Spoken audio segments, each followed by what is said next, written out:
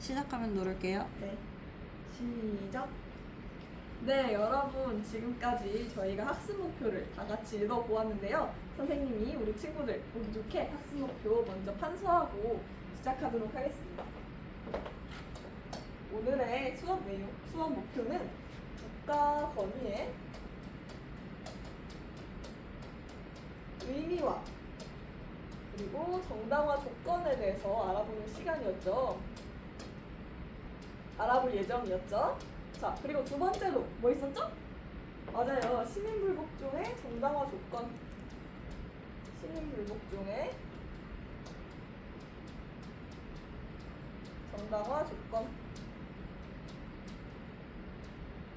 있었습니다. 자, 그리고 오늘의 단원면은 국가의 권위와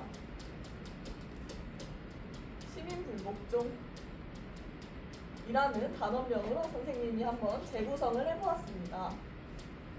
두 개의 단원을 합쳐서 재구성을 해보았고요. 자, 여러분 오늘 수업은 선생님이 지난 시간에 공지했던 것처럼 우리 두 교시 연달아서 쉬는 시간 없이 진행되는 블록 타임제로 진행될 거다라고 이야기했는데 모두 잘 기억하고 있나요? 네, 우리 친구들이 모두 고개를 끄덕끄덕 해주고 있네요. 자, 그리고 두 번째로 우리 모두 책상 위에 PC, 태블릿 PC 준비됐나요? 네, 우리 친구들 잘 준비를 해준 것 같네요. 그리고 우리 항상 하는 거 뭐 있었죠? 맞아요, 모둠 활동 있었죠. 그리고 모둠 활동 하면은 같이 자기평가, 동료평가, 그리고 선생님이 돌아다니면서 평가하는 관찰평가하기로 했던 거 기억하죠? 네, 좋습니다. 우리 친구들이 모두 잘 기억을 해주고 있는 것 같네요. 자, 여러분 그러면 화면을 한번 봐볼까요? 우리 뒤에 앉은 승아도 잘 보이나요? 네, 잘 안 보이는 친구가 있으면 선생님이 하이러닝에다가 공유해 놓은 자료 참고해서 확인해 보면 좋을 것 같아요.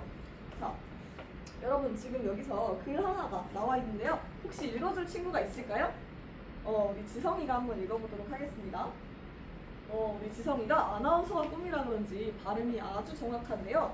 자, 이 내용을 지금 요약해보자면 어떤 상황인 것 같나요? 지금 법률을 지킬지 말지 고민하는 상황인 것 같죠? 이 상황에서 이 화자는 어떤 선택을 했죠? 맞아요. 지킨다고 했어요. 왜 그렇게 이야기를 했을까요? 맞아요. 나라의 질서를 유지하기 위해서 그리고 국가의 각종 혜택을 따른다는 것은 법에 따르기로 약속했다라는 의미이기 때문에 라고 우리 친구들이 잘 이야기를 해준 것 같아요. 자, 여러분 그러면은 이렇게 우리는 국가의 법에 따라야 하고 국가는 우리에게 법과 제도를 통해서 이런 시민들을 잘 다스리는 역할을 하는데요. 이것을 바로 국가의 권위라고 이야기합니다. 국가의 권위가 무엇이냐? 국가가 시민으로 하여금 법과 제도를 따르도록 하는 권력이에요.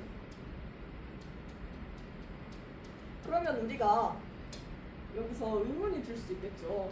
왜 우리가 국가의 법과 제도에 따라야 하지? 왜 그렇게 권위에 따라야 하지? 라는 의문이 들 수가 있을 거예요. 다들 그런 생각 안 해봤나요? 네, 우리 친구들이 고개를 끄덕끄덕 하고 있는 것 같아요. 자, 그래서 우리가 이제부터 우리가 국가의 권위에 왜 따라야 하는지 조금 더 전문적으로 말하면 국가 권위의 정당화 근거에 대해서 한번 생각해보는 시간을 가질 거예요. 자, 이 활동은 모둠별로 진행이 될 거고요. 자, 우리 지금 모둠별로 앉아있는데 다 같이 국가의 권위를 따라야 하는 이유, 정당화 근거에 대해서 생각해보고 우리 모둠의 입장을 정리해서 클래스보드에다가 올려주면 좋을 것 같습니다. 그리고 다른 모둠이 공유해 놓은 게시글에다가 좋아요와 댓글 달아주시고요. 자기 평가지와 동료 평가지까지 함께 작성해보면 좋을 것 같아요. 자, 우리 모둠 활동 하기 전에 항상 하는 거 뭐 있었죠? 맞아요. 경기도 있었죠. 서로 경청하고 상대 기분 존중하고 도와서 협동하기로 했던 거 잊지 않았죠? 네, 좋습니다. 그러면 지금부터 총 시간을 20분 드리도록 하겠습니다. 시작! 우리 조나단은 왜 활동하지 않고 있을까요? 아직 한국어가 너무 어려워서 토론에 참여하기가 어려워요. 그러면 우리 조나단 옆에 있는 외교관이 꿈인 지연이가 한번 조나단 도와가지고 같이 활동해보는 거 어떨까요? 할 수 있을까요? 네, 좋습니다.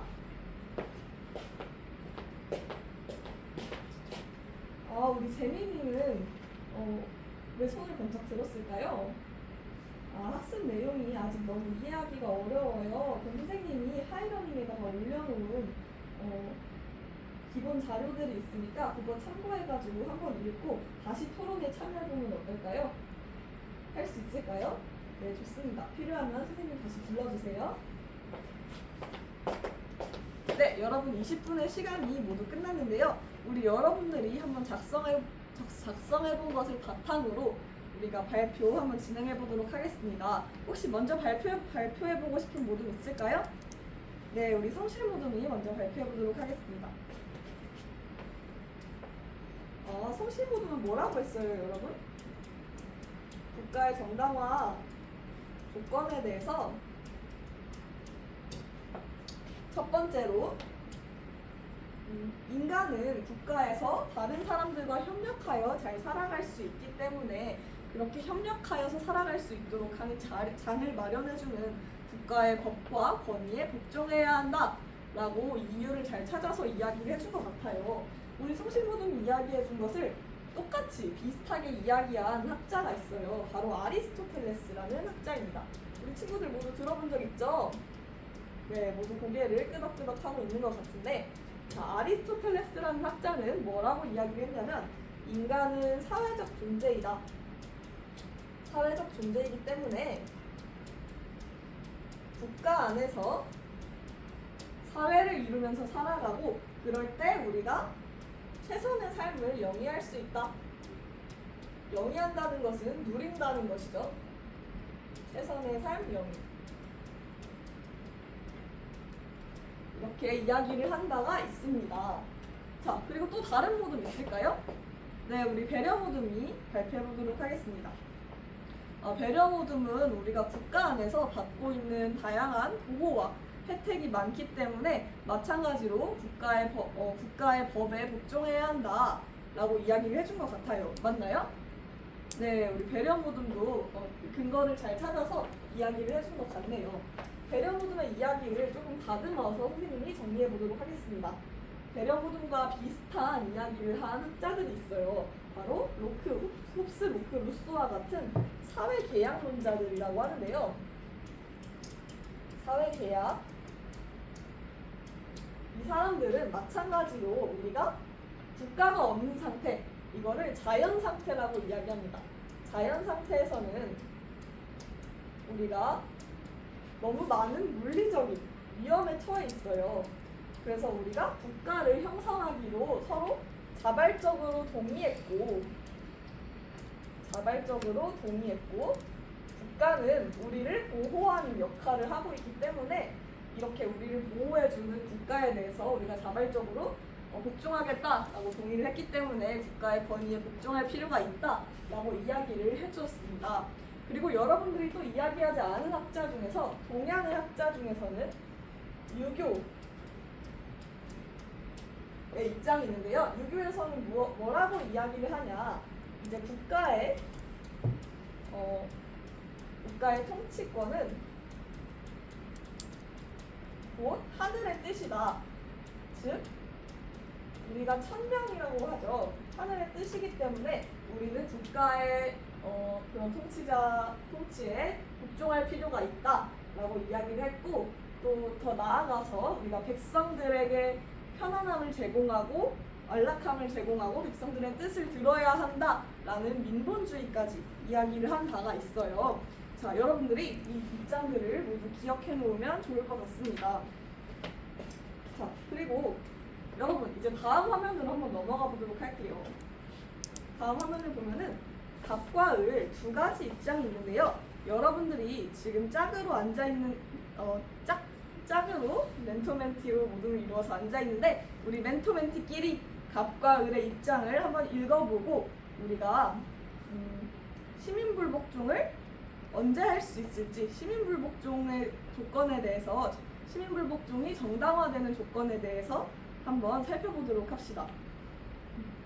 왜냐하면 우리가 국가의 권위에 대해서 늘 복종할 순 없잖아요. 국가가 불합리한, 부정의한 제도를 마련해서 그것을 개인에게 강요할 경우도 있을 텐데 그럴 때 이제 시민불복종이 필요하겠죠. 그렇기 때문에 우리가 이렇게 지금 시민불복종 조건을 한번 생각해보고 내가 생각하는 시민불복종의 조건을 학자의 입장과 함께 학자의 입장을 참고해서 한번 이야기해 보도록 합시다. 활동 시간은 15분 드리도록 하겠습니다. 시작! 네, 여러분 15분의 시간이 모두 끝났는데요. 혹시 발표해 줄 모둠 있을까요? 네, 우리 나영이가 먼저 발표해 보도록 하겠습니다. 나영이는 선생님이 자리가 없어서 조금만 지우고 할게요.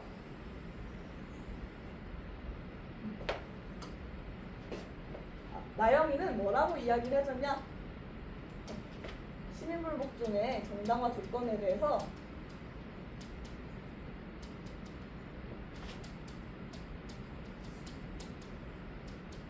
첫 번째로 양심에 기반해서 시민불복종을 해야 한다라고 이야기를 해준 것 같아요. 우리 나영이가 이야기해준 거랑 똑같은 주장을 한 학자가 바로 소로라는 학자가 있는데요. 이 사람은 우리가 양심에 어긋나는 법과 제도를 보았을 때 시민불복종을 할 수 있다. 시민불복종이 정당화된다 라고 이야기한 바가 있어요. 또 다른 친구 있을까요? 우리 원진이가 한번 해보도록 하겠습니다. 원진이는 우리가 부정의하거나 아니면 불합리한 법과 제도에 대해서 시민불복종을 할 수 있다라고 이야기를 해준 것 같아요. 우리 원진이의 입장은 롤스의 입장과 비슷해 보이는데요. 롤스는 뭐라고 이야기를 했냐? 우리가 부정의하거나 불합리한 법과 제도에 불복종할 수 있다. 시민불복종할 수 있다. 그리고 이것은 한 개인이 부정의하고 불합리하다고 생각하는 법이 아니라 다수가 그렇게 생각할 때 우리가 이러한 시민불복종이 정당화될 수 있다. 다수의 정의관에 기반해야 한다 라고 이야기를 한 바 있어요. 자, 그래서 우리가 아까 읽은 글에서 그럼 갑은 누구고 을은 누구일까요? 그쵸. 갑은 소로, 을은 롤스라는 것을 우리 친구들이 잘 짚어냈을 것이라고 믿습니다. 자, 그러면 여러분 다음 화면으로 한번 넘어가서 이번엔 선생님이 영상을 하나 가지고 왔어요. 영상을 우리 1분 동안 한번 보고 1분 동안 보고 자신이라면 이런 상황에서 어떻게 할지에 대해서 생각해 보도록 합시다. 영상 시청하겠습니다. 네, 영상이 끝났는데요. 자, 여러분 지금 어떤 상황인 것 같나요? 지금 이 영상에서의 문제 사태는 무엇이었을까요? 그쵸. 영국이 너무 높은 세금을 부과했어요. 소금에 대해서 높은 세금을 부과하는 소금법을 제정을 했어요. 그래서 이제 여기 있는 사람들이, 인도 사람들이 시민불복종을 한 것 같죠. 자, 그러면 여러분 이런 상황에서 여러분들은 어떤 선택을 내릴 것인가요? 그리고 어떤 결정이 과연 최선의 선택이라고 할 수 있을지 여러분들의 생각을 지금 하이러닝에다가 5분 동안 고민해서 한번 올려주면 좋을 것 같습니다. 시작! 네, 우리 친구들의 의견이 모두 올라온 것 같네요.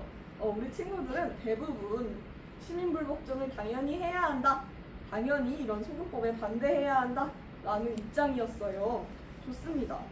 자, 그리고 자, 여러분 근데 이유를 안 적어준 친구들이 많이 있는 것 같아요. 이 이유는 우리가 이제부터 생각을 해볼 건데요. 앞에서 배웠던 소로와 롤스를 활용해가지고 왜 우리가 시민불복종을 해야 하는지에 대해서 한번 그 이유까지 함께 작성해 보도록 하겠습니다. 마찬가지로 5분 드릴게요. 시작! 네, 우리 친구들이 모두 잘 적어주었네요.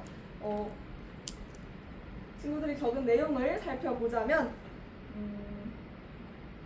자, 먼저 소로의 입장에서는 그러한 소금법이 양심에 어긋나기 때문에 그런 약자들에게 위해를 가하는 법이기 때문에 양심을 어긋난다. 따라서 시민물 복종할 필요가 있다. 라고 이야기를 했고요.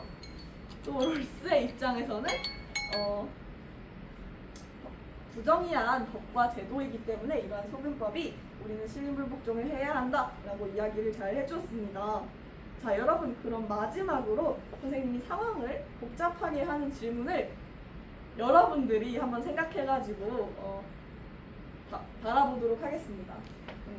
자, 상황을 복잡하게 하는 질문이란 우리가 기존에 있는 입장을 다른 입장 더 나은 방안이 없을지, 다른 대안은 없을지에 대해서 한번 생각해 보도록 하는 질문이에요.